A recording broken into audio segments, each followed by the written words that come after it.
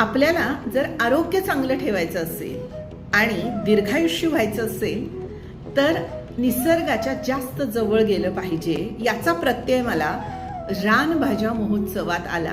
नुकतंच अवनी संस्थेने जागर हा रानभाज्या महोत्सव आयोजित केलेला होता.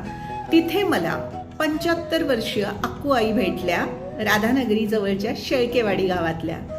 त्या इतक्या सगळ्या भाज्या खातात आणि त्यांच्याकडे बघून आजही कळतं की त्या किती स्ट्रॉंग आहेत, सुंदर आहेत आणि जगण्याचा भरपूर आनंद घेत आहेत. चला तर भेटूया अक्कूआईंना. राव शेळके, आम्ही सगळ्या पालेभाजी खाते.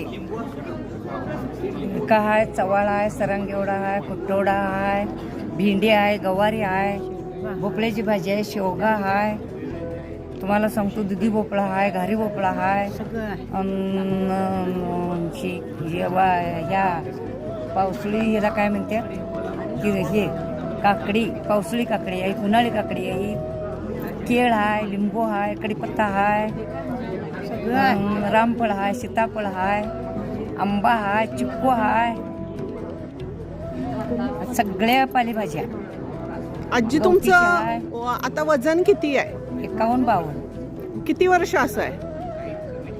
आता मी जशी वही माझं कमी जास्त वीत आलं, तुम्ही जिनाची स्थापना झाली तेव्हापासून माझं 51-52. वय किती आता? माझं 75 लोंढून गेले. वा. आणि ह्या सगळ्या भाज्या तुम्ही नेहमी खाता? मी खातोय, परड्यातच आहेत माझ्या. तुम्ही लावल्यात? आम्हीच लावलो. बघा तुम्हाला मुलं बाळा किती? 4 मुली. हा मुला येऊ काय मुलगा. मग त्यांना पण आवड आहे का अशीच आमच्या भाजीपाला म्हणजे सोनं आहे घरात. भाजीपाला म्हणजे इतक्या वेगवेगळ्या प्रकारच्या रानभाज्या त्यांच्या परसात आहेत आणि त्या नियमितपणे खात आहेत.